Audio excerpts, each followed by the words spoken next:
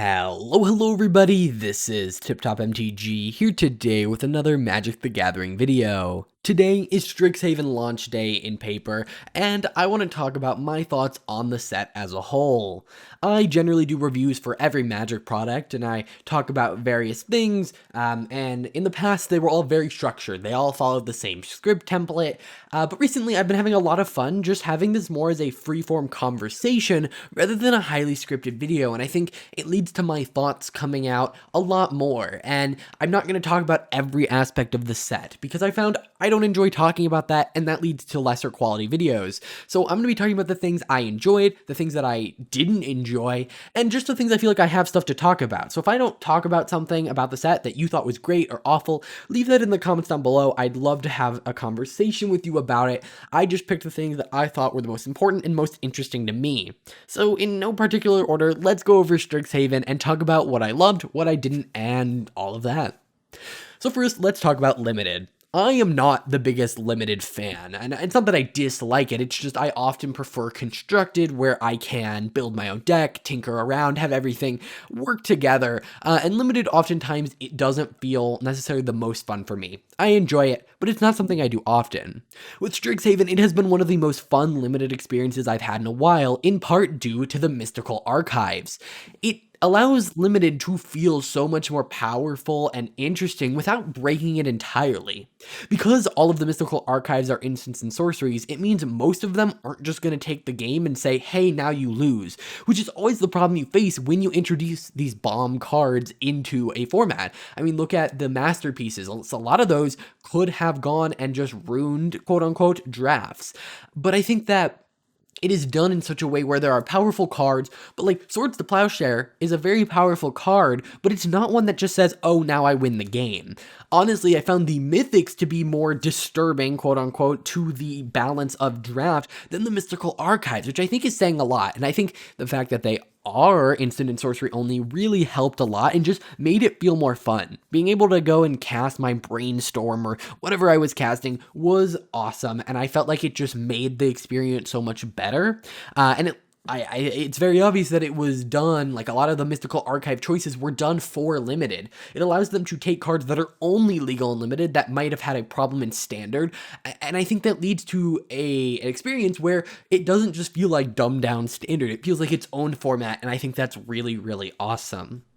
So yeah, I'm not the biggest Limited fan, so I'm not going to be able to tell you that, oh, actually, technically, Eldraine was better.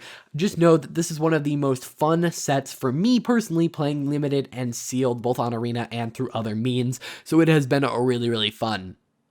Next, let's talk about mechanics. So we have, I would say, two major ones with Learn and Lesson along with Magecraft. Learn and Lesson I thought was a really interesting concept, but a lot of it had to do with the power of both the learn cards and the lesson cards. And honestly, I'm surprised by the lack of power, I would say.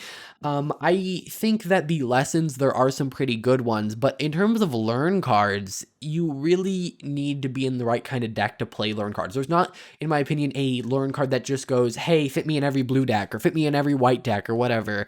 And I think that's honestly a good thing. The fact that a couple of my decks are going to use this mechanic means that it's a much more balanced mechanic than something that is like, oh, well, this is now in every deck, which I think is a really, really good thing. I haven't gotten to mess around too much with it, and I am going to mess around with it a little bit more in the future, but in terms of power level, it's not great.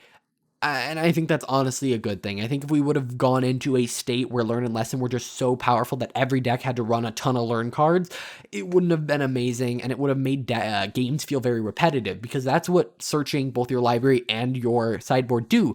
They make games feel repetitive because you're winning through the same cards, and obviously that still happens, but I think it works well, and I also at first disliked the fact that they didn't work in Commander, but I'm almost starting to lean towards liking it, as oftentimes, if you have 15 cards in your sideboard, you're going to run into that same thing where you're winning the same way every time, except it gets a lot worse when you're dealing with singleton formats. So I actually think that it was done very well, where certain decks are going to like certain cards that happen to have Learn, and then they get a little bit of a bonus from that, but it's not something that is like mandatory to run. Of course, the meta still hasn't been established, and maybe that ends up happening where every deck has some sort of Learn in it, but at this point, that's not the case. Next, let's talk about Mystical Archive and Historic. Honestly, take all my thoughts I said about limited and draft and multiply them by 100. I love mystical archives in historic. I'm not going to talk about it too much here because I love it so much. I'm planning another video talking just about this concept, but just know I think it's an awesome step for historic and makes it feel like its own unique format. And it's something I'm not allowed to say much anymore, or not allowed, but aren't going to be able to say in the future because now historic really has become its own thing. In terms of the lore, I didn't read through all of it, but what I have read through is great, and I've heard from other people who have that it's really awesome, and it's amazing to see that web fiction has returned. I did say I was only going to talk about the things I really cared about, but I did want to mention here that, it is something that a lot of players in Magic enjoy, and so I hope we continue to see it. This is probably the one thing where it's like I don't have too much to say about it, but I wanted to bring awareness and positivity because I think a lot of the time in the Magic community, we get focused on the really bad things and don't take the time to praise the good things like the returning of web fiction. There are a lot of fun cards in Strixhaven, a decent amount of powerful ones, some janky ones, and I think what's most important, something for everyone. Honestly, there are some sets that feel somewhat dull where it's like, yep, there are some pretty good cards for constructed, but nothing super interesting. And, a set that comes to mind is Theros Beyond Death. I'm not saying it was a dull set, but I'm just saying that it isn't one that necessarily sparks, excitement as much as Strixhaven did. I think there are a lot of really interesting designs. There are also powerful designs, and there are janky designs, and there's a design for a person who likes this and that and everything. And I think that is what works so well about Strixhaven is that there are so many cards that all do different things. There are cards that say, yes, build around me, I'm powerful. But there's also that card that says, hey, you could take me in a million different directions and it would all be really fun. And I think that is, a product of a great Magic set. The MTG Arena integration is really nice, minus the bugs, of course. I love the fact that mystical archives are a thing, but again, that'll be in a different video. I think that there hasn't been too much of a problem, and I think the reduction of sideboards to 7 cards in Best of 1 is a good reaction to this set. The hype is really high. This is honestly one of the most excited sets I've been, one of the sets I've been most excited for since War of the Spark. Now, I know War of the Spark was a very, very controversial set, but going into it, I was really, really, really excited. And this set has, sparked a lot of that excitement in me once again. Again, due to the diversity of cards, the mystical archives, the awesome limited environment. But I've talked a lot about a lot of good stuff in Strixhaven, and don't get me wrong, a lot of Strixhaven is good, but we do need to talk about a couple things, and that would be quality control.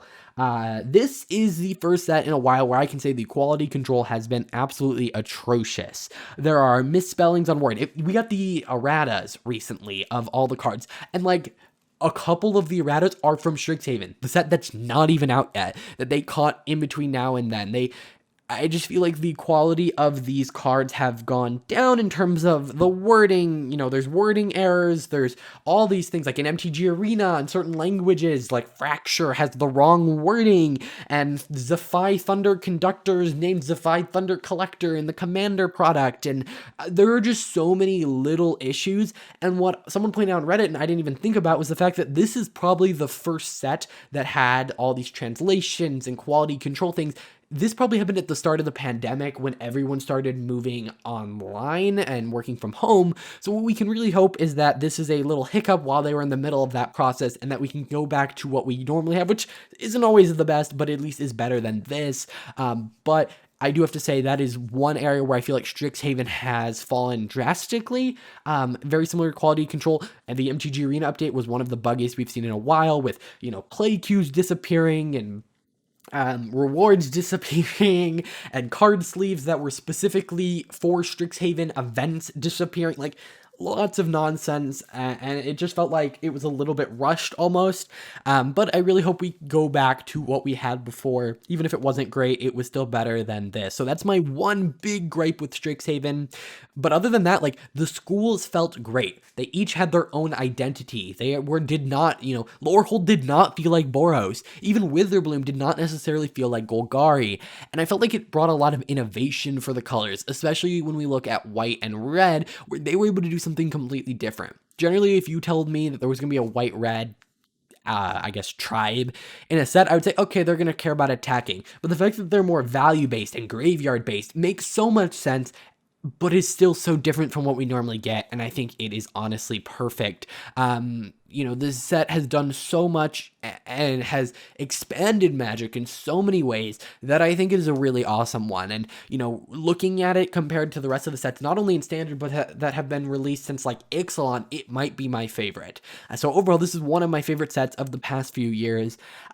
I'm excited because after Adventures in the Forgotten Realm, I get to do a bunch of rankings and talking about Standard as a whole, because for those of you who don't know, Adventures in the Forgotten Realm is the last set before Standard rotation, and we're going to get to like rank all of the sets in Standard, and I have a feeling this one will be pretty high on the list just because it has been so great. But of course, this has all been just my opinion. I want to know your guys' opinions in the comments down below. Did you not enjoy Unlimited? Did you not enjoy Mystical Archives? Did you really like something I didn't even talk about?